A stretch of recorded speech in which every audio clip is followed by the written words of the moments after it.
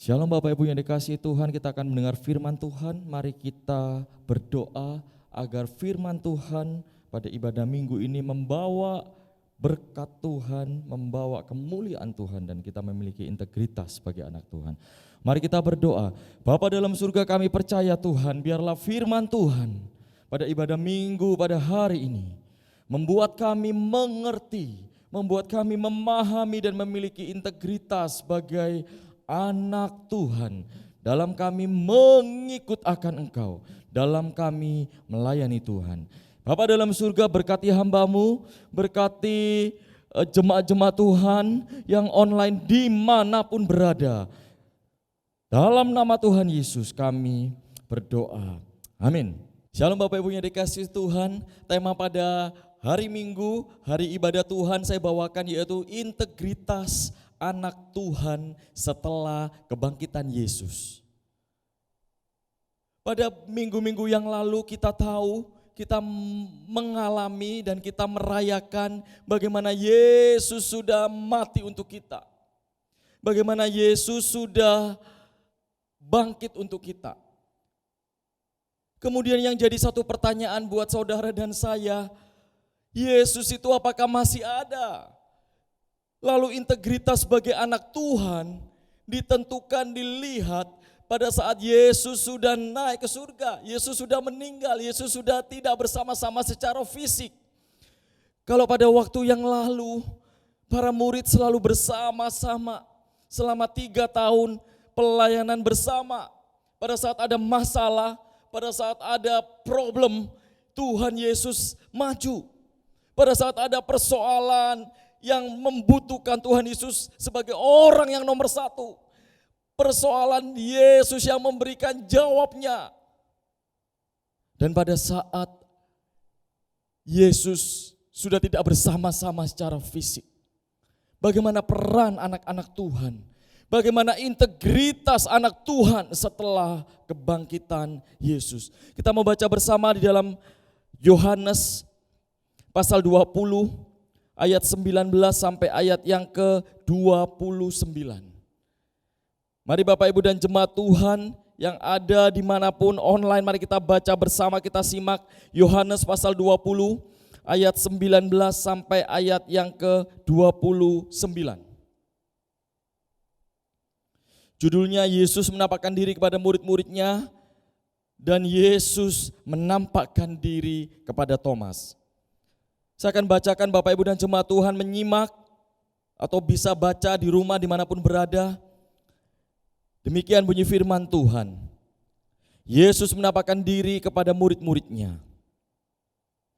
Ketika hari sudah malam pada hari pertama minggu itu, berkumpullah murid-murid Yesus di suatu tempat dengan pintu-pintu yang terkunci. Karena mereka takut kepada orang-orang Yahudi. Pada waktu itu datanglah Yesus dan berdiri di tengah mereka dan berkata, damai sejahtera bagi kamu. Dan sesudah berkata demikian, ia menunjukkan tangannya dan lambungnya kepada mereka. Murid-murid itu bersuka cita ketika mereka melihat Tuhan. Maka kata Yesus sekali lagi, damai sejahtera bagi kamu. Sama seperti Bapa mengutus aku, demikian juga sekarang aku mengutus kamu. Dan sesudah berkata demikian, ia menggembusi mereka dan berkata, terimalah Roh Kudus. Jikalau kamu mengampuni dosa orang, dosanya diampuni. Dan jikalau kamu menyatakan dosa orang tetap ada, dosanya tetap ada. Ayat 24, Yesus menampakkan diri kepada Thomas. Tetapi Thomas, seorang dari ke-12 murid itu yang disebut Didimus, tidak ada bersama-sama mereka ketika Yesus datang ke situ. Maka kata murid-murid yang lain itu kepadanya, kami telah melihat Tuhan. Tetapi Thomas berkata kepada mereka, sebelum aku melihat bekas paku pada tangannya, dan sebelum aku mencucukkan jariku ke dalam bekas paku itu, dan mencucukkan tanganku ke dalam lambungnya. Sekali-kali aku tidak akan percaya. 8 hari kemudian murid-murid Yesus berada kembali dalam rumah itu dan Thomas bersama-sama dengan mereka. Sementara pintu-pintu terkunci, Yesus datang dan ia berdiri di tengah-tengah mereka dan berkata, "Damai sejahtera bagi kamu." Kemudian Yesus berkata kepada Thomas, "Taruhlah jarimu di sini dan lihatlah tanganku. Ulurkanlah tanganmu dan cucukkan ke dalam lambungku, dan jangan engkau tidak percaya lagi, melainkan percayalah." Thomas menjawab dia, "Ya Tuhanku dan Allahku." Ayat 29 mari kita baca bersama. 1, 2, 3. Kata Yesus kepadanya, "Karena engkau telah melihat aku maka engkau percaya. Berbahagialah mereka yang tidak melihat namun percaya." Amin. Bapak, Ibu dan jemaat yang dikasihi Tuhan, kata Yesus di poin yang terakhir, "Karena engkau telah melihat aku, maka engkau percaya. Berbahagialah mereka yang tidak melihat namun percaya." Kenapa Yesus sampai mengatakan berbahagialah yang tidak melihat namun percaya? Karena iman itu adalah dasar segala sesuatu dan bukti yang belum kita lihat. Pada saat murid-murid bertemu dengan Yesus, merasa apa? Aman. Karena apa? Setiap hari dia bertemu dengan Yesus, setiap hari dihidupi Yesus, setiap hari mendengar firman, dan dia melihat berbagai macam persoalan, baik itu yang namanya meredakan angin ribut, topan cuaca, Tuhan yang sanggup. Baik itu dia membangkitkan orang mati, ada sahabatnya bernama Lazarus, Tuhan juga bisa. Baik memberi makan dari hal yang tidak ada, hanya ada 5 roti dan 2 ikan, Tuhan juga siap. Rasanya tidak ada persoalan saat ada Yesus di samping. Tapi pada saat Yesus sudah tidak kelihatan, pada saat Yesus sudah bangkit, para murid kelihatan integritasnya. Pada saat Yesus bilang, "Berbahagialah engkau yang tidak melihat." Karena apa? Yesus sudah pernah berkata, Yesus sudah pernah mengajar murid-muridnya, hari ketiga dia akan apa? Bangkit. Cuman para murid ini tertutup dengan yang namanya kehidupan di dunia. Kita mau belajar bersama Bapak, Ibu dan jemaat Tuhan bagaimana integritas anak Tuhan. Hal-hal apa yang kita perlu pelajari? Yang pertama, di dalam slide saya tulis, jangan takut. Mari sama-sama kita katakan jangan takut. 1, 2, 3, jangan takut. Firman Tuhan ini selalu ada dalam rema dan kehidupan kita. Bukan hanya pada saat Yesus sudah bangkit, tapi kalau Bapak Ibu cek di Alkitab kata jangan takut itu banyak hal. Jangan takut itu selalu dikumandangkan. Sehingga apa? Karena anak-anak Tuhan jati diri integritasnya selalu apa? Ketakutan dengan masalah. Yohanes pasal 20 ayat yang ke-19. Apa yang mengatakan dia takut? Di situ ada tertulis, berkumpullah murid-murid di suatu tempat dengan pintu yang terkunci. Kemudian dijelaskan lagi bukan hanya pintu terkunci, karena apa? Mereka takut kepada orang-orang Yahudi. Kenapa dikatakan takut Bapak Ibu dan jemaat Tuhan? Karena dia tidak sanggup, orang-orang Yahudi, orang-orang Saduki semua mau apa? Menghancurkan Yesus, mau menjatuhkan Yesus. Dan sekarang apa? Sang idola, si Yesus ini sudah hilang. Sehingga apa? Para murid itu mengalami yang namanya ketakutan. Di dalam slide saya tulis pintu terkunci dan ketakutan. Ada banyak anak-anak Tuhan di era-era setahun 2 tahun ini mengalami pandemi COVID-19, mengalami apa? Ketakutan. bahkan berdiam diri, bahkan dia mengatakan apa, pintunya tertutup, dia tidak mau berhubungan dengan orang. Dia berharap kesehatan adalah bagian dari dirinya dan dia mau jaga itu dengan baik. Padahal firman Tuhan mengatakan hidup dan mati adalah Kristus dan keuntungan. Paulus mengatakan itu. Ada banyak orang sudah dihantui, bahkan semua orang berbondong-bondong untuk apa? Oke, pemerintah bilang menjauhi kerumunan, cuman tidak yang namanya ketakutan. Karena apa? Ketakutan menutup berkat kita. Sekali lagi saya mau katakan Bapak Ibu dan jemaat Tuhan, ketakutan apa? Menutup berkat kita. Hari ini kita yang online, kita berjuang dengan lebih baik. Untuk apa? Ibadah. Kalau dulu Bapak Ibu fokus, kalau dulu kita bertemu di gedung gereja, hari ini yang namanya ketakutan, hari ini yang namanya pintu-pintu terkunci membuat kita jadi malas Bapak Ibu dan jemaat Tuhan. Ibrani 10:25 dikatakan janganlah engkau menjauhkan diri dari pertemuan-pertemuan ibadah seperti yang dibiasakan orang. Ada banyak orang rasanya tidak ada Pak. Makanya cinta mula-mula kepada Yesus itu harus mendominasi dalam setiap kehidupan kita. Kalau kita takut, kalau kita dihantui perasaan tidak berani, kita tidak akan terima yang namanya berkat Tuhan Bapak Ibu. Hari-hari ini kita tahu pandemi ini bukan hanya bicara Indonesia, bicara seluruh dunia. Bahkan kalau kita dengar beberapa hari kemarin dikatakan India mulai besar kembali. Orang-orang merasa bahwa vaksin itu adalah jawaban. Saya bilang tidak Bapak Ibu dan jemaat Tuhan. Vaksin itu menolong saja, tapi ada siapa? Ada Yesus. Saya ingat Bapak Ibu dan jemaat Tuhan pada saat 2, 3, 4 bulan yang lalu Bapak Ibu. Pada saat vaksin akan dijalankan, siapa yang berhak menerima vaksin? Semua berkata yang berhak menerima adalah orang-orang usia muda, usia pekerja, usia 18 tahun sampai 59 tahun. Saya ingat pada waktu itu orang-orang tua yang namanya lansia seakan-akan dibiarkan Bapak Ibu. Semua media mempublis yang usia produktif, dia yang mendapatkan vaksin.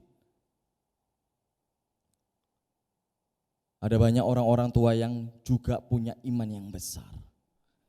Saya ingat Bapak Gembala saya, Bapak Ibu, dia bilang apa? Hidup bukan karena vaksin. Hidup itu karena apa? Karena Tuhan. Tapi bersyukur Bapak Ibu pada saat vaksin mulai ada di Indonesia. Ternyata yang dapat prioritas, yang dapat berkat siapa Bapak Ibu dan jemaat Tuhan? Orang-orang lansia. Justru asalnya tidak dapat. Ada banyak orang bilang, iya Pak ya, kok berubah ya Pak ya. Kalau Bapak Ibu pelajari yang namanya firman, dikatakan apa? Jangan takut. Bagaimana kita mengurung diri, bagaimana kita tidak keluar rumah. Saya juga orang yang bekerja Bapak Ibu dan jemaat Tuhan, selain saya hamba Tuhan. Saya juga bertemu dengan orang dan meeting. Cuman apa Bapak Ibu, kita harus menggunakan masker. Kita harus memakai yang namanya keamanan. Supaya apa Bapak Ibu, cuci tangan. Supaya apa, kita higienis, kita bersih dan kita tidak menulari atau tertular. Lalu berbondong-bondong Bapak Ibu, orang lansia datang. Bahkan orang-orang yang tua diturunkan sedikit, 59 tahun boleh. Kemudian diturunkan lagi, pasangannya juga boleh. Terus dibatasin lagi usia di atas 51 tahun. Tapi harus bawa lansia. Bapak Ibu, saya sampai bilang ke orang tua saya, papa mama ini mendapatkan berkat Tuhan. Orang tua saya sama Bapak Ibu. Mau online ya susah, mau daftar itu ya susah. Ya Tuhan kasih anugerah. Bisa vaksin juga. Kadangkala hal yang rasanya tertutup dengan pintu yang terkunci Bapak Ibu. Itu harus dilawan, harus dihadapi. Supaya apa? Supaya iman kita jadi kuat dalam mengikutakan Tuhan. Ya, saya juga bersyukur Bapak Ibu. Tuhan juga berikan hikmat dan kekuatan kepada saya Bapak Ibu. Saya bersyukur tiba-tiba organisasi juga mengizinkan saya untuk vaksin Bapak Ibu. Apakah berani Pak? Saya bilang saya berani. Apakah yakin aman Pak? Saya bilang hidup saya aman karena Yesus. Saya meeting ketemu klien. Saya ketemu dengan teman-teman. Cuman memang harus jaga diri. Saya bersyukur Bapak Ibu, saya ada gambar saya divaksin 2 kali, sudah lewat Bapak Ibu. Vaksin pertama dan vaksin kedua, wah haleluya Bapak Ibu. Kok bisa Pak, apa usianya sudah tua belum? Gereja keagamaan memfasilitasi gembala-gembala. Saya bukan gembala Bapak Ibu, saya bantuin Bapak gembala saya. Ya bersyukur Tuhan bisa memberikan berkat buat saya. Waktu itu saya bilang kalau vaksin mau apa? Saya bilang dalam hati Bapak Ibu. Saya bilang ke saudara-saudara saya mau vaksin Sinovac. Vaksin itu ada 2 Bapak Ibu ya. Satu yang namanya Sinovac, satu AstraZeneca. Saya bilang enggak, aku mau yang Sinovac. Teman-teman bilang enggak bisa loh, wong mulutku dewek. Betul Bapak Ibu ya? Wong cangkemku loh, kalau orang Surabaya bilang cangkeme dewek. Minta loh ya juga minta, saya minta sendiri. Saya bilang pokoknya aku mau, dimanapun berada saya ngomong sama teman-teman organisasi, teman-teman sekolah, teman-teman apa, saya bilang aku pokoknya mau vaksin Sinovac. Puji Tuhan dapatnya apa? Sinovac Bapak Ibu. Masalah Pak. Kalau Bapak Ibu dengar firman itu menguatkan. Tapi kalau Bapak Ibu dengar katanya apa? Enggak bagus, bagusan yang satunya. Kemudian yang satunya bikin pembekuan darah, yang satunya bikin itu. Bapak Ibu kalau dengerin yang namanya pintu terkunci dan ketakutan, siapa yang berani vaksin? Nggak berani Bapak Ibu. Saya bersyukur Bapak Gembala di sini, Bapak Henok sudah vaksin. Tim gereja sudah vaksin juga. Rasa-rasanya semuanya dipersiapkan oleh Tuhan Bapak Ibu. Jadi mari kita buang yang namanya ketakutan. Saya ingat Bapak Ibu setiap Sabtu saya ada lari pagi bersama teman-teman di daerah Wonokitri. Di situ ada 2 keluarga yang kena COVID Bapak Ibu. Yang satu tidak pernah keluar rumah, yang satu terus di dalam rumah, cuman ya kena siapa? Diselidiki, kena anaknya, atau kena menantunya. Bapak Ibu tahu sampai kadangkala enggak nyangka bisa kena. Yang mau saya katakan apa? Kalau kena pun bisa sembuh, bisa. Kalau Tuhan berkehendak atas hidup kita. Jadi mari kita belajar hal yang pertama, jangan takut. Hari ini kau yang punya masalah dalam pekerjaan, kau yang punya masalah dalam kehidupan, kau yang punya masalah sakit penyakit, di dalam nama Yesus kau akan apa? Dikuatkan. Asal apa? Berani untuk berjuang. Dan jangan menyerah. Hal yang kedua Bapak Ibu, hal yang kedua saya tulis jangan bimbang, jangan ragu. Kalau hal yang pertama jangan takut jelas. Karena murid-murid setelah ditinggal Yesus yang tidak bersama-sama secara fisik dia merasa kehilangan semangat, kehilangan berkat. Kalau hal yang kedua ini Bapak Ibu jangan bimbang, jangan ragu.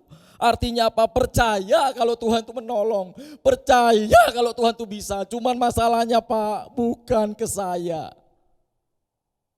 Masalahnya Pak beda Pak, situasi corona ini Yesus kalah Pak. Ada banyak orang pandangannya keliru Bapak Ibu. Percaya Tuhan menolong, tapi bimbang, tapi ragu. Coba kita lihat Yohanes pasal 20 ayat 24. Yohanes pasal 20 ayat 24.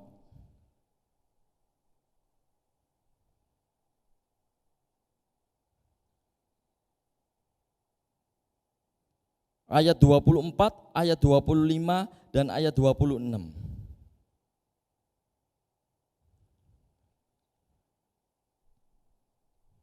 Saya akan bacakan. Tetapi Thomas, seorang dari ke-12 murid itu yang disebut Didimus, tidak ada bersama-sama dengan mereka ketika Yesus datang ke situ. Ayat 25, maka kata murid-murid yang lain kepadanya, kami telah melihat Tuhan. Tetapi Thomas berkata kepada mereka, sebelum aku melihat bekas paku pada tangannya, sebelum aku mencucukkan jariku ke dalam bekas paku itu dan mencucukkan tanganku ke dalam lambungnya, sekali-kali aku tidak akan percaya. Ayat 26, 8 hari kemudian murid-murid Yesus berada kembali dalam rumah itu. Thomas bersama-sama dengan mereka, sementara pintu terkunci, Yesus datang berdiri di tengah-tengah mereka dan berkata, damai sejahtera bagi kamu. Ada kebimbangan Bapak Ibu kalau kita baca, siapa yang bimbang? Thomas. Bimbang bagaimana Pak Yesus?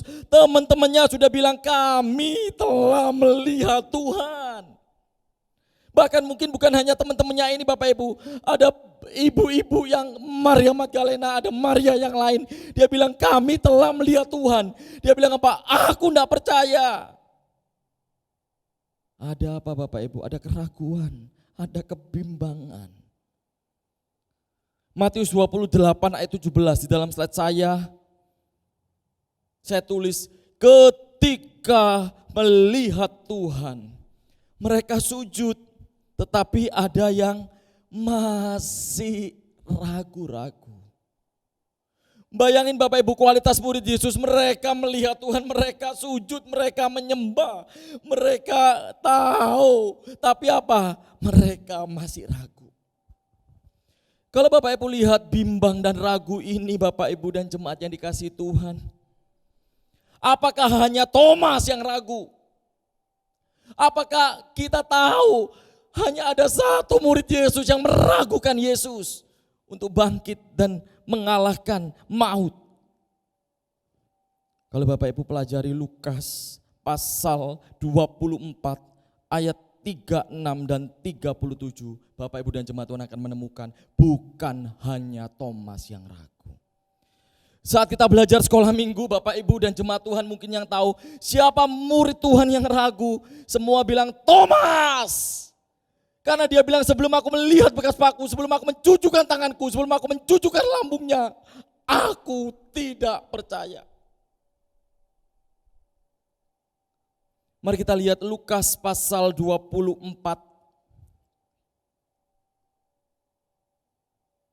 ayat 36 dan ayat yang ke-37. Injil sinoptik berhubungan dengan Yohanes 20 ayat 19 dan 29 tadi. Judulnya Yesus menampakkan diri kepada semua murid. Ayat 36 saya baca. Dan sementara mereka bercakap-cakap tentang hal itu, Yesus tiba-tiba berdiri di tengah-tengah mereka dan berkata kepada mereka, damai sejahtera bagi kamu. Ayat 37, mereka terkejut dan takut dan menyangka bahwa mereka melihat hantu. 38, akan tetapi Yesus berkata kepada mereka, mengapa kamu terkejut? Apa sebabnya timbul keraguan-raguan di dalam hatimu? 39, lihatlah tanganku dan kakiku. Aku sendirilah ini. Raba aku, lihatlah. Karena hantu tidak ada daging dan tulang seperti yang kamu lihat ada padaku. Ayat 41, ketika mereka belum percaya karena menggirangnya dan heran, berkatalah Yesus pada mereka, adakah padamu makanan di sini? 42, Yesus makan bersama, yaitu ikan goreng. Bapak Ibu tahu kalau kita baca Bapak Ibu, bimbang dan ragu ini bukan hanya si Thomas. Konsep kita cuma murid yang nakal, murid yang tidak percaya, hanya siapa? Thomas. Cuman kalau kita flashback ke belakang Bapak Ibu, ada dua perikop di dalam Yohanes pasal 20 itu. Pertama adalah murid-muridnya tanpa Thomas. Kemudian Yesus mengulang kembali karena mengasihi Thomas. Murid-muridnya bersama dengan Thomas. Lukas 24, 36 dan 37, 38 ini tanpa Thomas Bapak Ibu. Saya tulis murid-murid lain juga awalnya tidak percaya. Murid-murid lain juga timbul keraguan-raguan sehingga Yesus bilang, mengapa kamu terkejut? Mengapa timbul keraguan-raguan di dalam hatimu murid-murid? Jadi bimbang, jadi ragu, bukan hanya Thomas Bapak Ibu. Ke-11 murid juga ragu. Dia juga kehilangan sosok yang namanya Yesus, sumber berkat, Yesus sumber segalanya. Ada banyak orang Bapak Ibu yang dikasihi Tuhan, ingatnya itu Yesus sang juru selamat. Ingatnya itu Yesus sumber penolong kita. Yesus sumber berkat. Cuman pada saat masalah muncul, ragu karena apa? Jawaban belum ada. Kenapa COVID tidak selalu landa langsung hilang sih Pak? Saya bilang memang belum hilang. Apakah kita ragu tentang Yesus? Apakah kita bimbang tentang kedahsyatan Dia? Jadi poin kedua ini Bapak Ibu, para murid integritasnya juga hancur pada saat dia kehilangan Yesus. Padahal Yesus masih ada. Secara roh, padahal Yesus menampakkan diri kepada murid-muridnya. Saya berani yakin Bapak Ibu, kalau Yesus tidak datang kepada murid 11 murid ini Bapak Ibu, para murid sudah hilang semua. Mari kita tinggalkan yang namanya keraguan, kebimbangan, sehingga berkat Tuhan ada dan memberkati saudara dan saya. Hal yang ketiga yang terakhir Bapak Ibu, saya ungkapkan percaya kepada Tuhan Yesus sudah menjadi bukti kebangkitan atas maut. Katakan sama-sama dengan saya, bukti kebangkitan. 1, 2, 3, bukti kebangkitan. Kalau dalam hukum saya belajar Bapak Ibu, ada bukti, ada saksi, itu adalah sesuatu hal yang mutlak dan menang. Bahkan KUH Perdata, Kitab Undang-Undang Hukum Perdata dan Pidana ada berapa saksi? Harus 2 orang saksi untuk menyatakan benar, untuk menyatakan sah, untuk menyatakan segala sesuatu memiliki kebenaran.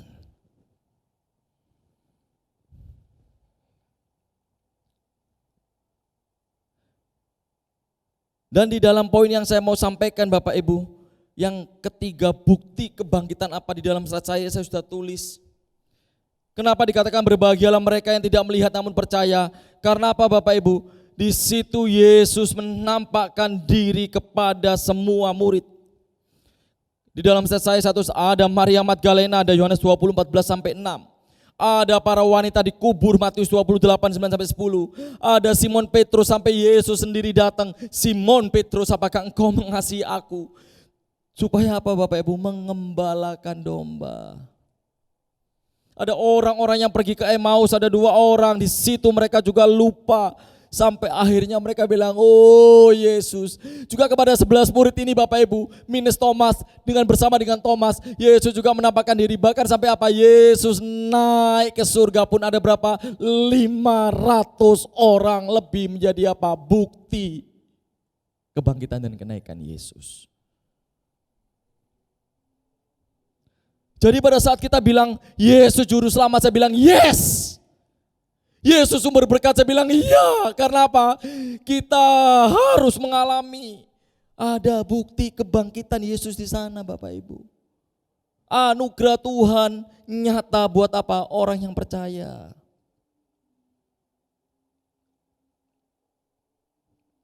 Sehingga kuncinya apa Bapak Ibu yang dikasih Tuhan? Kuncinya yang saya tulis poin keempat itu bersuka cita. Kalau Bapak Ibu baca, mereka bersuka cita. Kalau Lukas 24 dikata apa? Mereka girang Bapak Ibu. Lukas 24 ayat 41. Mereka melihat Tuhan bagaikan harapan yang hilang muncul kembali Bapak Ibu. Bicara tentang sukacita, kita tahu Bapak Ibu, Obat yang manjur itu apa Bapak Ibu? Amsal 15 ayat 13. Hati yang gembira membuat apa? Muka berseri-seri Bapak Ibu. Orang bilang enggak Pak. Kalau muka berseri-seri itu biasanya ke salon Pak, supaya glowing. Justru Alkitab bilang kalau mau glowing Bapak Ibu gembira. Loh Pak, enggak percaya Pak. Iya, coba kamu glowing kan di salon tapi kamu sumpek terus, protes terus, hidupmu sumpek terus. Bisa glowing Bapak Ibu? Enggak bisa Bapak Ibu. Juga dikatakan obat yang gembira itu apa? Hati yang gembira. Obat boleh dibeli, tapi gembira tidak bisa dibeli Bapak Ibu. Gembira hanya ada dalam siapa? Yesus. Bapak Ibu tahu di dalam masa pandemi ini, waktu tempat olahraga tutup, saya juga berusaha untuk tidak kehilangan yang namanya kegembiraan Bapak Ibu. Setiap hari saya lari Bapak Ibu, tiap hari saya lari pagi. Ya pakai masker Pak, karena mau terlalu pagi Bapak Ibu, jam 4 saya lari, jam 5 saya lari Bapak Ibu. Paling jam 6, setengah 7 sudah selesai Bapak Ibu. Supaya apa Bapak Ibu? Supaya sukacitanya muncul Bapak Ibu. Bangun pagi baca Alkitab, habis itu apa? Lari pagi. Tidak ada siapa-siapa, tidak ada Pak. Supaya apa? Tubuh jadi segar. Karena apa? Sukacita itu muncul dari dalam diri kita Bapak Ibu. Saya ada contohnya dalam slide saya Bapak Ibu, lari. Itu setiap hari Bapak Ibu. Waktu saya rekaman, ya ini 11,77 kilo. Jam berapa Pak mulai? 1 jam 12 menit. 8 kilo, 10 kilo. Setiap hari Bapak Ibu, lihat jamnya ya, lihat waktunya ya. Ini slide yang pertama itu 1 Mei. Oh ya 1 Mei. Lalu 2 Mei. Nah 2 Mei-nya cuma 8 kilo. Lalu 3 Mei 10,5 kilo. 1 jam lebih Bapak Ibu. Kemudian 29 April 11.31 saya punya tiap hari Bapak Ibu. Loh Pak, kenapa takut menghadapi corona Pak? Saya takut Bapak Ibu, tapi meningkatkan imun, baca Alkitab dan apa? Olahraga, meningkatkan semangat, meningkatkan sukacita yang luar biasa Bapak Ibu dan jemaat yang dikasih Tuhan. Ada banyak orang liburan di rumah, badannya jadi melar kiri ke kanan Bapak Ibu ya. Saya bersyukur saya timbang masih 59 kilo dengan tinggi 163, 165 Bapak Ibu. Fit ya Pak ya, fit. Sudah vaksin Pak, sudah. Masalahnya saya vaksin, enggak vaksin saya berolahraga Bapak Ibu. Masalahnya saya bekerja, saya terus keluar untuk apa? Untuk menjadi berkat Bapak Ibu. Karena tujuan integritas anak Tuhan ini Bapak Ibu. Tujuannya apa sih Bapak Ibu? Di poin yang terakhir itu saya tulis untuk apa Bapak Ibu? Untuk Tuhan mengutus kita. Nanti Bapak Ibu baca di rumah Yohanes 20, 21, 17, 18, Matius 28, Imamat Agung, Yohanes 21 ayat 15 sampai 17 dengan Petrus, apakah engkau mengasihi aku?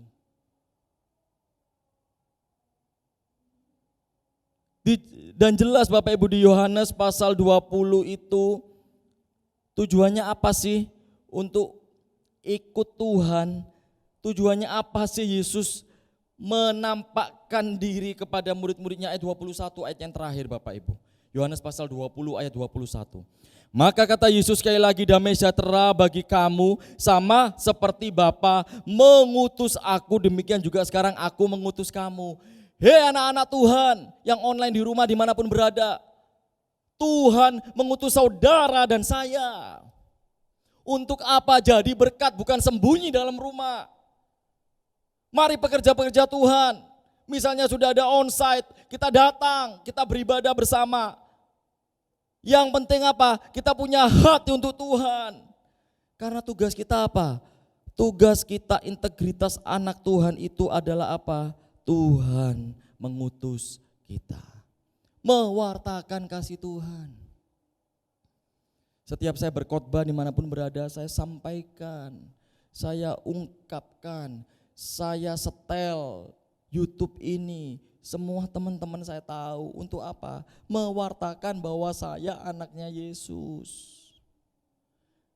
Sehingga pada saat menghadapi corona, beberapa teman yang tidak mengenal Tuhan berkata, apakah engkau takut dengan corona? Saya bilang saya tidak takut dengan corona. Saya hanya takut kepada Yesus, sumber berkat yang menghidupi hidup saya. Biarlah firman Tuhan pada siang hari ini, pada pagi hari ini, pada sore hari ini, Bapak Ibu yang online sepanjang hari Minggu hari ini, mari kita belajar untuk apa? Belajar tentang kasih Tuhan dan integritas sebagai anak Tuhan. Sehingga apa? Tidak takut lagi menghadapi corona COVID-19 ini, Bapak Ibu.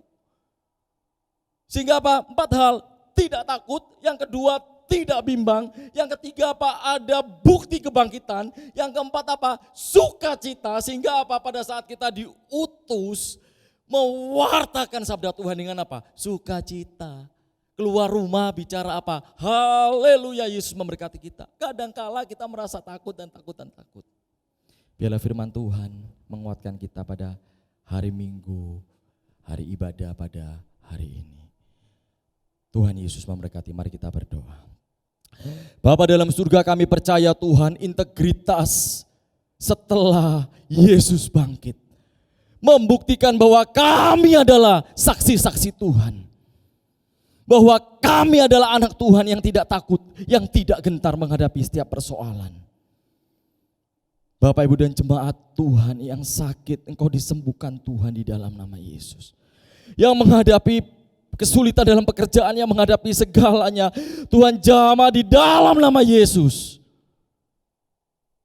Kami mau jadi saksi Tuhan. Kami mau memberitakan bahwa Yesus sumber damai, sumber keselamatan, sumber berkat dalam setiap kehidupan kami. Dalam nama Tuhan Yesus.